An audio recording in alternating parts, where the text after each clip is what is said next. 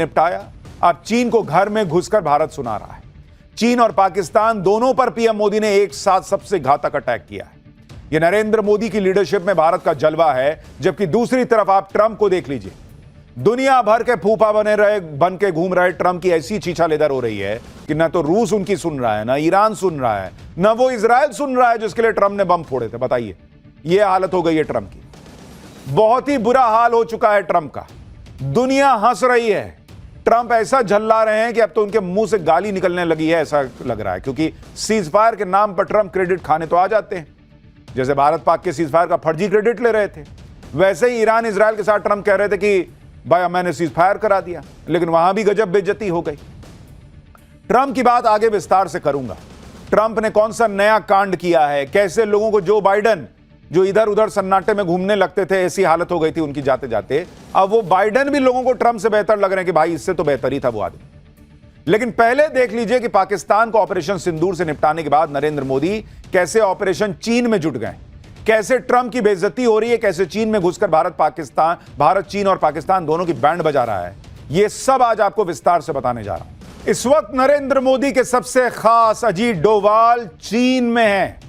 रक्षा मंत्री राजनाथ सिंह भी चीन जाने वाले हैं, और चीन को कैसे नरेंद्र मोदी निपटा रहे हैं वो आज आपको देखना चाहिए। कि एनएसए अजीत डोभाल ने चीन के विदेश मंत्री से आज मुलाकात की और इसमें चीन के सामने बैठकर पाकिस्तान के आतंकवाद का मुद्दा उठा दिया।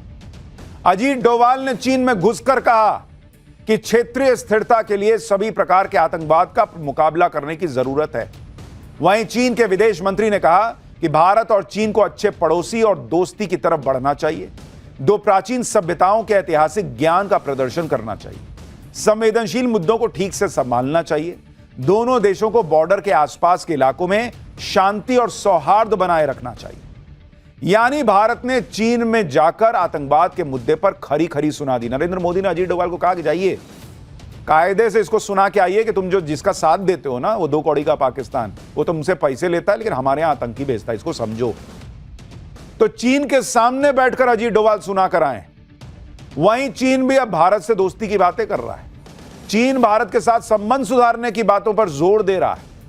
यह है नया भारत। और चीन संबंध सुधारने की बातें इसलिए कर रहा है क्योंकि भारत हर मंच पर पाकिस्तान और उसके दोस्तों को एक्सपोज करता चला जा रहा है। चीन में ही एससीओ यानी शांघाई कोऑपरेशन ऑर्गेनाइजेशन की मीटिंग हो रही है, जिसमें चीन भी है और पाकिस्तान भी है।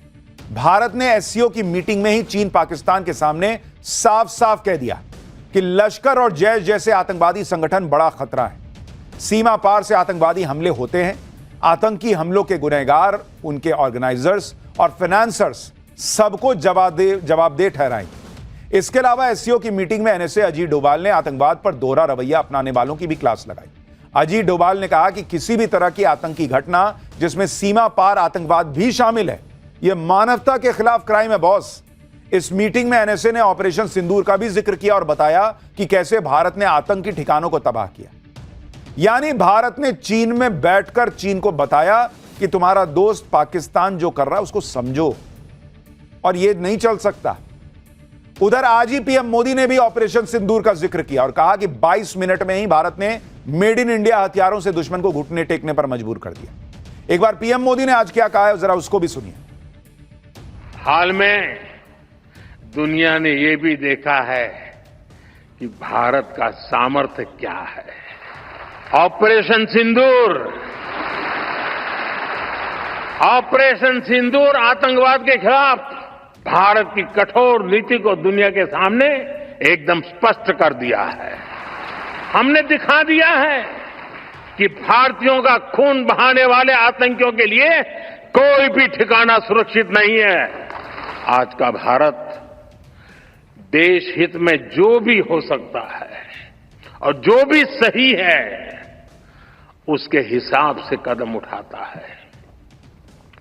आज सैन्य जरूरतों के लिए भी भारत की विदेशों पर निर्भरता लगातार कम हो रही है। हम डिफेंस सेक्टर में आत्मनिर्भर हो रहे हैं और इसका प्रभाव हमने ऑपरेशन सिंदूर के दौरान भी देखा है। हमारी सेनाओं ने भारत में बने हथियारों से दुश्मन को 22 मिनट में घुटने टेकने के लिए मजबूर कर दिया। मुझे विश्वास है आने वाले समय में मेड इन इंडिया हथियारों का डंका पूरी दुनिया में बजेगा।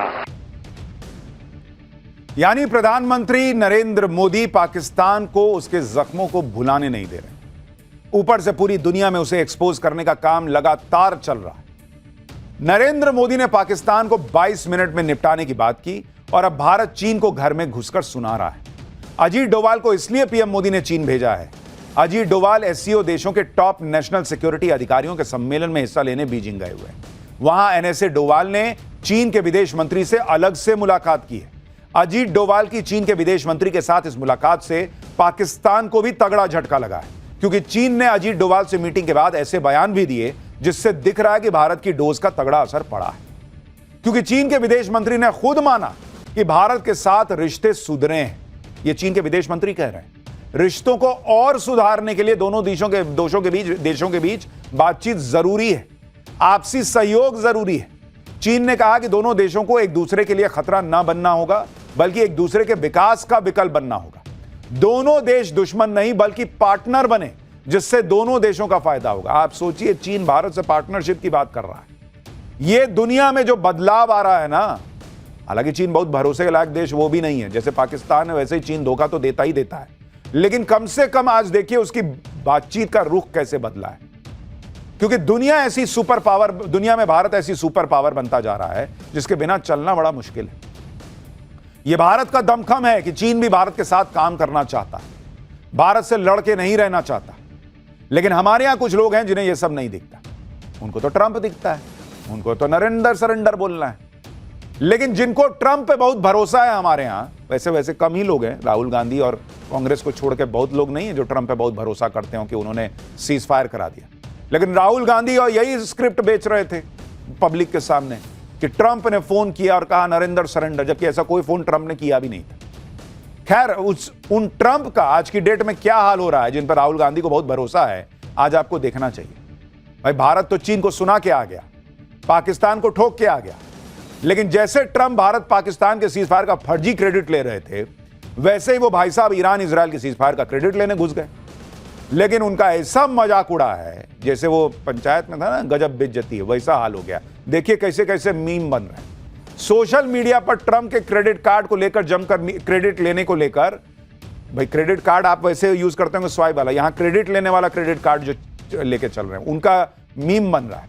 जैसे इस मीम में ट्रंप खुद नोबेल अवार्ड देते दिख रहे हैं। एक और मीम आपको दिखाता हूं, बड़ा वायरल हो रहा है। इसमें ट्रंप भारत, चीन, रूस और ईरान के मुद्दों को सुलझाने का क्रेडिट लेते दिख रहे हैं, जबकि ये सारे देश इनकार कर रहे हैं। भाई, उन्होंने कहा, ट्रंप को देखिए, एक तरफ दिख रहा है ट्रंप कह रहे हैं I made a deal with Xi Jinping, कह रहे हैं ना मैंने तो नहीं किया। फिर उन्होंने कहा आई नेगोशिएटेड सीज फायर, मोदी ने कहा कि ना इसने नहीं किया। ईरान कॉल्ड मी, ईरान कह रहा ना हमने तो कॉल ही नहीं किया।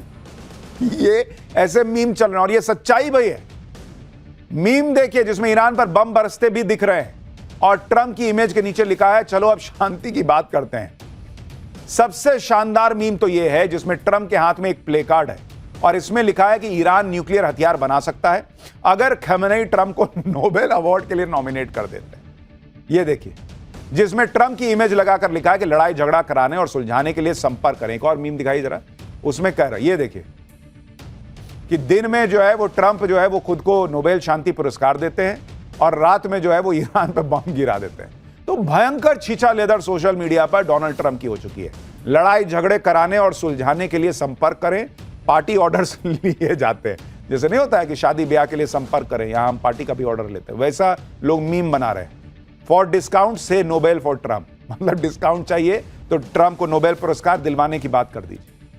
यह हालत हो गई है अमेरिका के राष्ट्रपति की।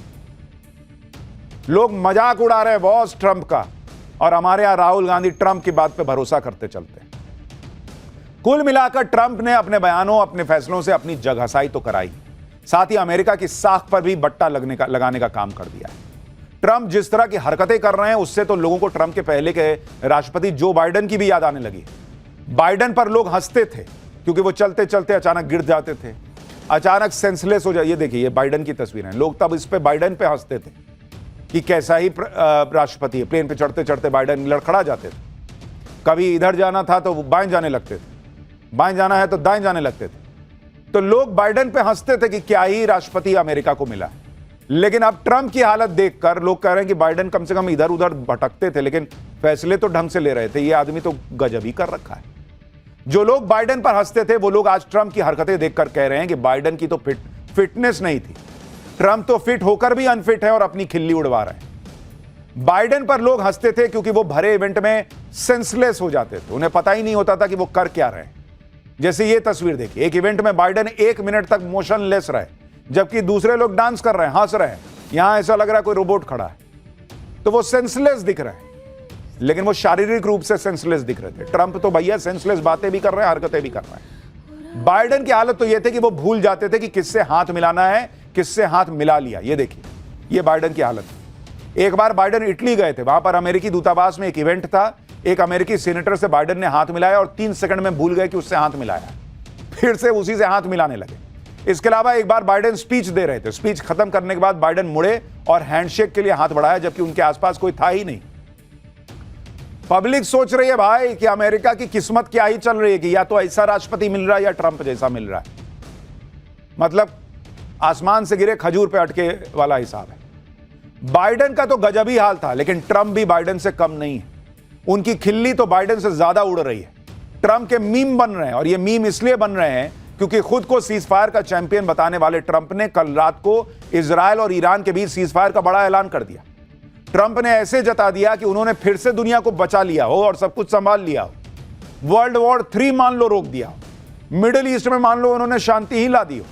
लेकिन क्रेडिट लेने की रेस में ट्रंप सबको धकिया के आगे तो आ जाते हैं, लेकिन फिर उनको झटका लगता है, क्योंकि 12 दिनों तक चलने वाले युद्ध पर ट्रंप का सीजफायर 1 मिनट भी नहीं टिका।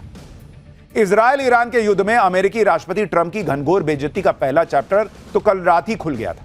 ईरान ने कल रात कतर में अमेरिकी एयरबेस पर हमला कर दिया। ईरान ने अमेरिका के अल उदीद एयरबेस पर हमला करके सबको चौंका दिया। ईरान ने अमेरिका के एयरबेस पर शॉर्ट और मीडियम रेंज बैलिस्टिक मिसाइलें दागी। ईरान ने इसे अमेरिका के हमले का बदला बताया। साथ ही इराक में भी अमेरिकी ठिकानों पर हमला हुआ, लेकिन ईरान ने इस हमले की जिम्मेदारी नहीं ली। कतर की तरफ से बताया गया कि ईरान ने 19 मिसाइलें दागी थी, सिर्फ 1 मिसाइल को छोड़कर सबको हवा में मार गिराया गया। अमेरिकी एयरबेस पर ईरान के हमले की खबर दुनिया में आग की तरफ फैल गई कि भाई अमेरिका पे ईरान हमला कर रहा है, जिसको ट्रंप कह रहे थे कि नक्शे से मिटा दूंगा, वो अमेरिका पे हमला कर रहा है। तो सबको यही लग रहा था कि अब तो अमेरिका ईरान को छोड़ेगा नहीं बॉस, ये तो बहुत मारेगा। अरे बाप, ईरान के हमले के बाद अमेरिकी राष्ट्रपति ट्रंप की जुबान ही पलट गई। मैंने आपको कहा था ना कि ट्रंप यू टर्न नहीं लेते हैं, ये भाई साहब ओ टर्न लेते हैं। एक यू लेते हैं फिर यू ले लेते हैं, तो ओ बन जाता है। ईरान को मिटा देने की बातें करने वाले ट्रंप ईरान से शांति की बात करने लगे। असल सरेंडर तो इसको कहते हैं, जो हमारे यहां के नेताओं को नहीं दिखेगा। खैर, ईरान के हमले पर ट्रंप ने कहा कि ईरान ने 14 मिसाइल दागी, 13 को हमने गिरा दिया, 1 को छोड़ दिया क्योंकि वो ऐसी जगह जा रही थी जहां कोई खतरा नहीं था। ट्रंप ने कहा कि इस हमले में कोई हताहत नहीं हुआ है, कोई नुकसान नहीं हुआ है। इसके आगे जो ट्रंप ने कहा कि उसे जानकर सब हैरान रह गए। ट्रंप ने दावा कर दिया कि ईरान ने इस हमले की जानकारी पहले ही दे दी थी। इसके लिए ट्रंप ने ईरान को धन्यवाद दिया और कहा कि अब ईरान शांति की राह पर आगे बढ़ सकता है।